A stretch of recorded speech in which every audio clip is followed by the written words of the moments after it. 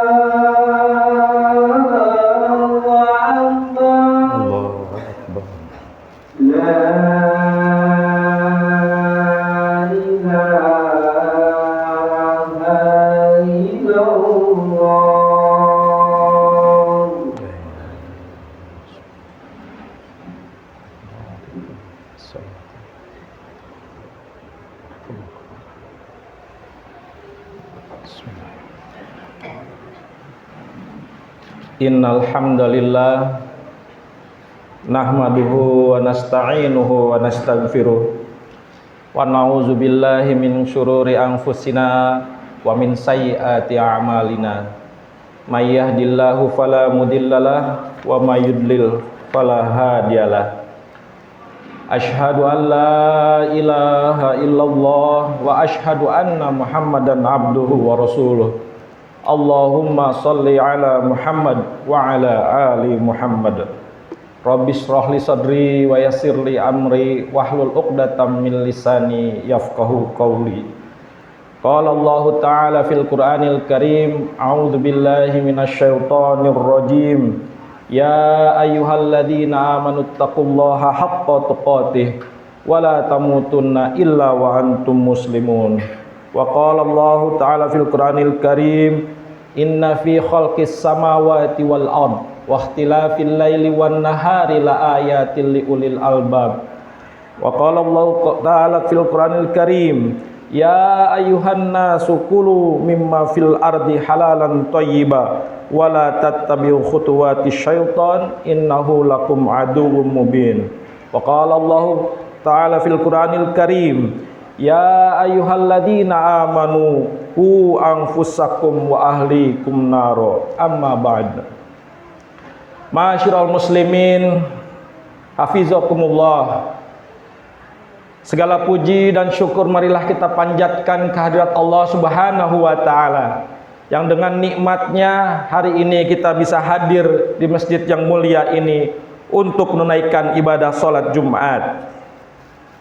Selanjutnya salawat serta salam marilah kita tunjukkan kepada junjungan kita Rasulullah Sallallahu Alaihi Wasallam. Semoga tercurah kepada keluarganya, para sahabatnya, dan kita sebagai umatnya mendapatkan syafaatnya di yaumil akhir kelak. Khatib berwasiat kepada diri sendiri juga kepada jamaah sekalian untuk meningkatkan ketakwaan kita dengan semakin giat melaksanakan ibadah baik ibadah wajib maupun ibadah yang sunnah. Mari kita tingkatkan ketakwaan dengan semakin giat dan bersemangat menimba ilmu, terutama ilmu agama, karena dengan ilmu ibadah kita diterima di sisi Allah Subhanahu wa Ta'ala. Ma'asyiral muslimin rahimakumullah. Pada kesempatan ini khatib akan menyampaikan judul tentang hijrah memperbaiki keluarga melalui makanan. Hal tersebut sebagai peringatan bagi khatib pribadi, keluarga, dan juga kaum muslimin dan muslimat semuanya agar memiliki kepedulian kepada keluarga kita dengan apa yang mereka makan saat ini. Hadirin muslimin hafizakumullah, sebentar lagi kita akan menghadapi tahun baru Hijriah, bergerak dari 1445 Hijriah menuju 1446 Hijriah. Marilah kita merenung hikmah di balik pergantian tahun dalam kalender Islam, sebagaimana yang kami sebutkan dalam Quran. Surat Ali Imran ayat 190. Inna fi khalqis samawati wal ard wa ikhtilafil laili wan nahari la ayatil liulil albab. Sesungguhnya pergantian siang dan malam ini menjadikan kita dan pergantian malam dan siang ada tanda-tanda bagi mereka yang berfikir. Masyirul muslimin hafizakumullah. Salah satu aspek yang sering luput dari perhatian kita adalah bagaimana kita sebagai pemimpin keluarga, sebagai kepala keluarga, memperhatikan anak-anak kita, memperhatikan keluarga kita untuk terhindar dari api neraka. Oleh karena itu, di tahun baru, menjelang tahun baru 1446 Hijriah, izinkan kami sebagai khatib mengingatkan bahwasanya kita memiliki tanggung jawab kepada anak-anak kita, kepada keluarga kita untuk memakan makanan yang halal, sebagaimana hadis Rasulullah SAW yang diriwayatkan dari hadis riwayat Muslim yang artinya, wahai manusia, sesungguhnya Allah itu baik dan tidak menerima kecuali yang baik.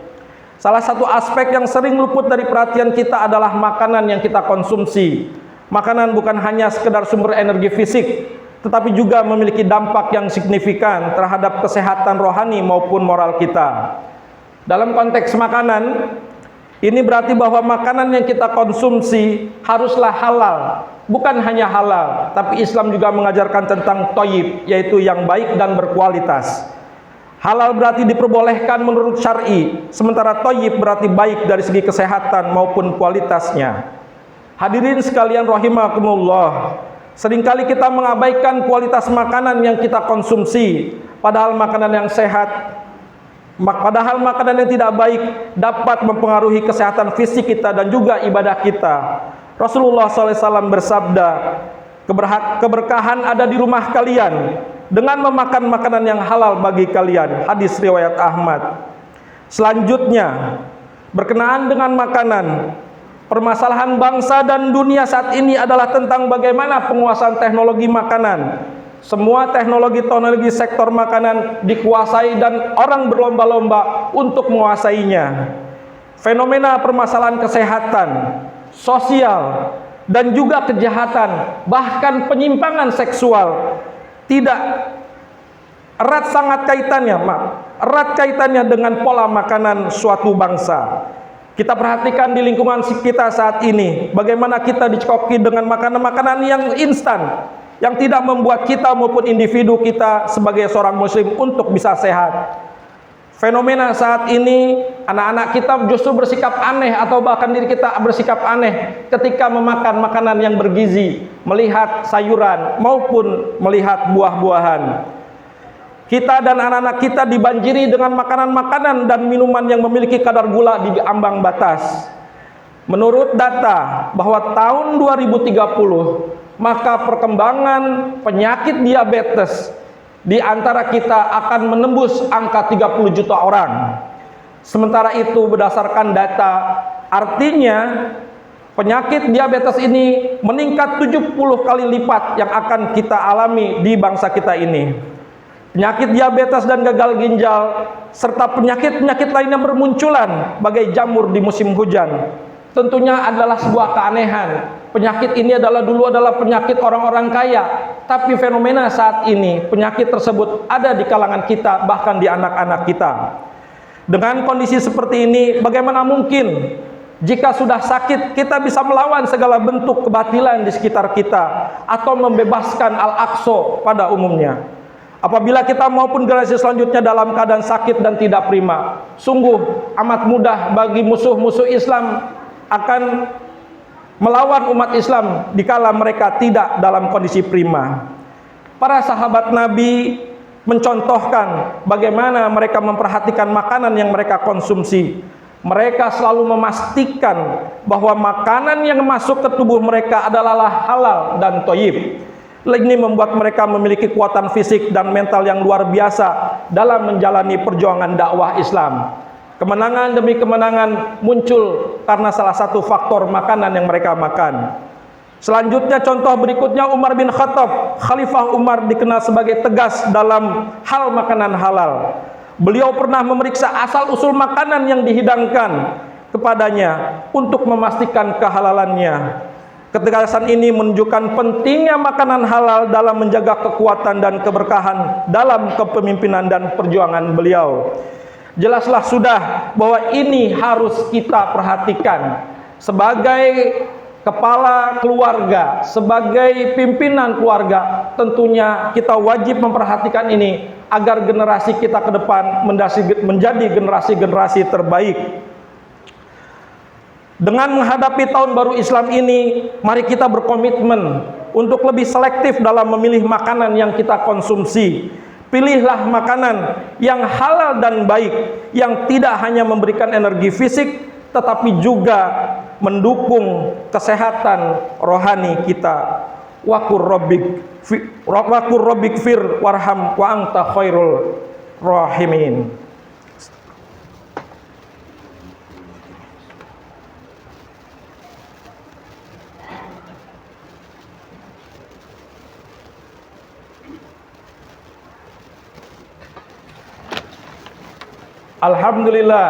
Alhamdulillahirabbil alamin. Masyaallah kan wa ma lam yasha lam yakun. La haula wala quwata illa billahil aliyil azim. Allahumma shalli ala Muhammad wa ala ali Muhammad. Ma'asyiral muslimin rahimakumullah. Dalam konteks amalan makan, Islam dengan sangat indah mengaturnya kepada kita.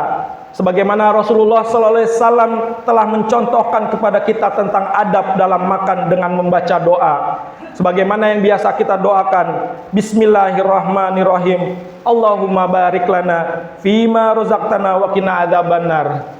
Mungkin di sebagian dari kita menjadi aneh, tidak semua yang membiasakan aktivitas ini, bahkan mungkin sudah luntur. Maka dari itu, selain halal dan thayyib, Rasulullah SAW mencontohkan bagaimana kita menjaga makanan yang kita makan dengan membaca doa ini. Membaca doa sebelum makan terlihat remeh, padahal itu merupakan sebuah kebiasaan yang diajarkan dalam Islam dan memiliki makna yang mendalam. Berikut adalah beberapa makna dari hikmah kita membaca doa. Yang pertama, kita mengakui kebesaran Allah dengan membaca doa sebelum makan.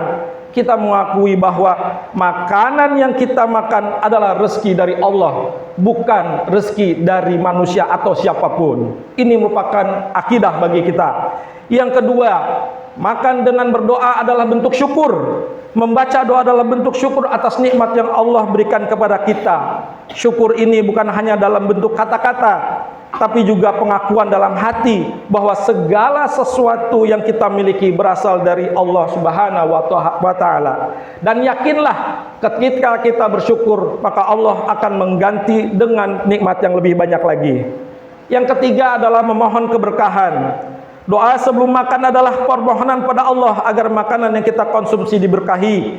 Makanan yang diberkahi akan memberikan manfaat yang lebih besar bagi tubuh dan jiwa kita, melindungi dari gangguan setan. Berdoa menjaga kita dari gangguan setan. Dalam hadis disebutkan bahwa setan tidak dapat ikut makan bersama kita jika kita membaca doa tersebut. Ini menunjukkan bahwa doa memiliki peran penting dalam melindungi kita dari gangguan setan. Jika salah seorang di antara kalian hendak makan, hendaklah ia menyebutkan nama Allah. Jika ia lupa menyebut nama Allah di awalnya, maka hendaklah ia membaca Bismillahi fi awalihi wa akhirihi. Hadis riwayat Abu Dawud dan Tirmizi. Yang kelima, membaca doa sebelum makan membantu kita untuk selalu ingat kepada Allah dalam setiap aktivitas kita sehari-hari. Ini adalah satu hal yang sepele namun sangat berarti. Yang keenam, menumbuhkan kesederhanaan dan ketawaduan kita dengan mengingat kepada Allah. Dengan memahami makna dan pentingnya membaca doa sebelum makan, kita diingatkan untuk selalu bersyukur dan mengingat Allah dalam setiap aspek kehidupan kita, termasuk dalam hal yang nampaknya sederhana, yaitu makan. Dan dengan memakan makanan yang halal dan thayyib, semoga makin meningkatkan ketakwaan kita kepada Allah Subhanahu wa Ta'ala. Sebagaimana yang disebutkan dalam Quran Al-A'raf ayat ke-7, yang artinya, jikalau sekiranya penduduk negeri-negeri beriman dan sekiranya penduduk negeri-negeri beriman dan bertakwa, pastilah kami akan melimpahkan kepada mereka keberkahan dari langit dan bumi, tetapi mereka mendustakan ayat-ayat kami, maka kami siksa mereka disebabkan perbuatannya. Innallaha wa malaikatahu yusholluna 'alan nabi ya ayyuhalladzina amanu shollu 'alaihi wa sallimu taslima. Allahumma sholli ala Muhammad wa ala ali Muhammad. Allahumma ighfir lil muslimina wal muslimat wal mu'minin wal mu'minat al ahya'u minhum wal amwat innahu qaribun mujibud da'wat ya qadiyal hajat. Allahumma anjil mu'minin fi Palestin. Allahumma anjil mu'minin fi Palestina khassah wa fil anhari buldani amma. Allahumma dfa'ana bil iman. Allahumma inni ala dzikrika wa syukrika wa husni ibadatika. Rabbana zalamna anfusana wa illam taghfir lana wa tarhamna lanakunanna minal khasirin. Rabbana atina fid dunya hasanah wa fil akhirati hasanah wa qina azabannar. Wassalamualaikum warahmatullahi wabarakatuh.